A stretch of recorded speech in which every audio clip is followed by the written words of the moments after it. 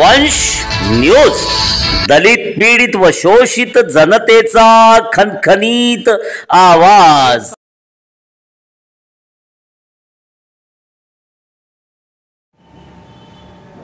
विधानसभा निवडणुका आता 20 तारखेला आहेत। त्याआधी आंबेडकरी समाजाने नेमकी कुठली भूमिका घेतली पाहिजे? आंबेडकरी समाजाने सत्तेत जायची चाबी आपल्या हातात घेतली पाहिजे की सत्तेच्या विरोधामध्ये राहिलं पाहिजे? यासाठी आज आपण जाणून घेणार आहोत आंबेडकरी समाजाचे नागपूर जिल्हा खापरखेडा परिसरातील भाऊसाहेब बोरकर जे रिपब्लिकन पार्टी ऑफ इंडियाचे नेते आहेत। आपण त्यांच्याशी जाणून घेणार आहोत। सर्वात आधी तर भाऊसाहेब, आपलं वंश न्यूज चॅनलवर आपलं हार्दिक स्वागत आहे। जय भीम। मला एक सांगा की आता सध्या विधानसभा निवडणुका आहेत, 20 तारखेला सावनेर विधानसभा निवडणूक सुद्धा आहे। आताच्या परिस्थितीमध्ये आंबेडकरी समाजाची भूमिका काय असली पाहिजे? आंबेडकरी समाजाने कुठे असलं पाहिजे? आंबेडकरी समाजाची भूमिका आणि त्यातल्या त्यात रिपब्लिकन पार्टी ऑफ इंडिया संस्थापक डॉक्टर बाबासाहेब आंबेडकर या पक्षाची भूमिका ही आहे की गेले 25 ते 30 वर्ष या सावनेर कळमेश्वर विधानसभेमध्ये काँग्रेसची एकमुखी सत्ता आहे। 25 वर्षापासून काँग्रेसचे आमदार या ठिकाणी निवडून येत आहेत आणि 25 वर्ष हा रिपब्लिकन पक्ष आणि सर्व आंबेडकरी समाज ह्या काँग्रेसच्या सोबत राहिलेला आहे, आमदारासोबत राहिलेला आहे। परंतु यावेळेस आमच्या हे प्रामुख्याने लक्षात आलेलं आहे की गेल्या 25 ते 30 वर्षामध्ये या काँग्रेसच्या आमदाराच्या माध्यमातून सावनेर कळमेश्वर विधानसभा क्षेत्राचा जो विकास आहे हा कुठेतरी रखडलेला आहे, विकास अजिबात झालेला नाही आहे। आणि दुसरा महत्त्वाचा विषय आहे की परिवर्तन ही काळाची गरज आहे। 25 वर्षापासून एकमेव आमदाराची एक हाती सत्ता असल्यामुळं या ठिकाणी 25 वर्षापासून जे विकासाचा आराखडा या विधानसभा क्षेत्रामध्ये रखडलेला आहे, हा विधानसभाचा रखडलेला आराखडा समोर नेण्यासाठी परिवर्तनची अत्यंत आवश्यकता आहे। आणि म्हणून यावेळेस या आंबेडकरी समाजाने आणि रिपब्लिकन पक्षाने एकमताने निर्णय घेतलेला आहे की या येणाऱ्या विधानसभाच्या इलेक्शनमध्ये निवडणुकीमध्ये एकमताने या महायुतीमध्ये रिपब्लिकन पक्ष सामील झालेला आहे। आणि आम्ही आंबेडकरी समाजाने रिपब्लिकन पक्षाने ही भूमिका स्पष्ट केलेली आहे की परिवर्तन आणि विकास या दोन मुद्द्यावर आम्ही एकमताने महायुतीमध्ये सामील झालेलो आहोत। आणि या महायुतीच्या उमेदवार डॉक्टर आशिष देशमुख हे यावेळेस बहुमताने निवडून येणार आणि जो गेल्या 25 वर्षाचा रखडलेला जो विकास आहे हा विकासाला कुठेतरी गती मिळेल, म्हणूनच आम्ही या महायुतीमध्ये सामील झालेलो आहोत आणि परिवर्तन होणार हे निश्चित आहे।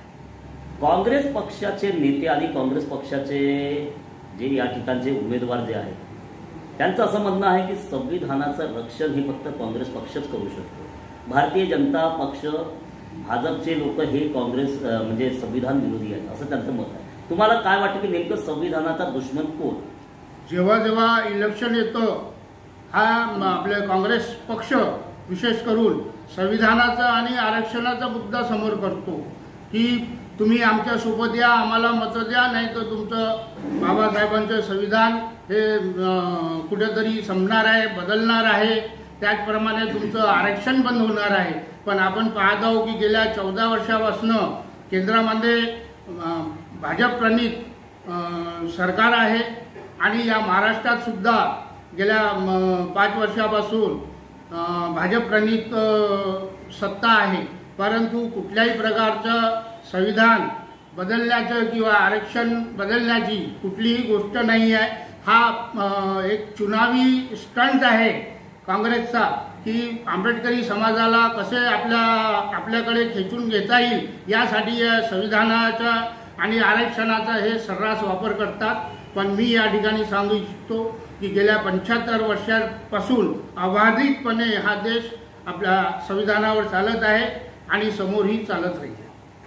तुम्हाला आता काय वाटते की येणाऱ्या विधानसभा निवडणुकीमध्ये सुनील केदार यांची सत्ता त्यांच्या घरातच राहील की निश्चित आशिष देशमुख या विधानसभेमध्ये परिवर्तन करतील? निश्चित परिवर्तन होणार आहे. कारण आपण पहा की काँग्रेस चे जे आमदार होते त्यांना यावेळेस ते लढत नाही आहेत. कारण कोर्टामार्फत त्यांना बंदी घालण्यात आलेली आहे आणि म्हणून त्यांनी काँग्रेसच्या इतर कुठल्या जो चांगला कार्यकर्ता आहे त्याला तिकीट द्यायला पाहिजे होती, पण आपल्या घरातून तिकीट बाहेर नाही गेली पाहिजे म्हणून त्यांनी आपल्या पत्नीलाच उमेदवारी म्हणून या ठिकाणी त्यांनी उभे केलेले आहे. कुठल्याही कार्यकर्त्याला उमेदवारी दिलेली नाही आहे. म्हणून याची सुद्धा अंतर्गत काँग्रेसमध्ये सुद्धा याच्यावर नाराजी आहे आणि म्हणून मला पूर्ण विश्वास आहे की यावेळेस परिवर्तन हे निश्चित होणार आहे. आणि विधानसभा निवडणुकीच्या नंतर जर आशिष देशमुख जर या ठिकाणी परत एकदा निवडून आले आणि परिवर्तन झालं तर आशिष देशमुखांकडनं तुम्हाला या क्षेत्राच्या विकासासाठी काय काय अपेक्षा आहे? या क्षेत्रामध्ये पर्यटन स्थळ आहे किंवा चांगला हॉस्पिटल आहे, खेळण्याचे मैदानं आहेत आणि जो कोच्ची डॅम आहे तो पूर्ण करून पाण्याची जो काही आपल्या सावनेर कळमेश्वर विधानसभेमध्ये आहे प्रश्न, हा सुद्धा या मार्गातून त्यांनी सोडवण्याचा आपल्या जाहीरनाम्यामध्ये स्पष्ट उल्लेख केलेला आहे. आणि एकंदरीत जो पूर्ण विधानसभे क्षेत्रामध्ये जो विकासाचा आराखडा जो कुठेतरी थांबलेला आहे तो पूर्ण करण्याचा त्यांनी आपल्या जाहीरनाम्यांमध्येच वचन दिलेलं आहे आणि आम्हाला पूर्ण आशा आहे आणि अपेक्षा आहे की ते आपल्या दिलेला शब्द पाळतील याबद्दल आम्हाला पूर्ण खात्री आहे. सावनेर विधानसभेमध्ये एक बेरोजगारीचा मुद्दा फार जास्त आहे. या ठिकाणी गुंडागर्दी फार मोठ्या प्रमाणामध्ये वाढलेली आहे.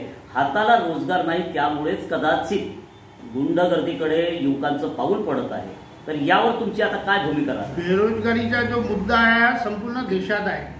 कारण लोकसंख्या ज्या प्रमाणात वाढलेली आहे त्या प्रमाणात कुठलेच सरकार कुठलीच गव्हर्नमेंट इतक्या मोठ्या प्रमाणामध्ये रोजगार देऊ शकत नाही. म्हणून जर सावनेर कळमेश्वर विधानसभेचा आपण विचार केला तर बेरोजगारीचा प्रश्न कमी त्याचं प्रमाण कसं कमी करता येईल याबद्दल डॉक्टर आशिष देशमुख निश्चितच त्याबद्दल काम करणार आहेत असं त्यांनी आपल्या जाहीरनाम्यात सुद्धा सांगितलं. आमचा व्हिडिओ जास्तीत जास्त लाईक करा, शेअर करा आणि आमचे YouTube चॅनल सबस्क्राईब करा. धन्यवाद.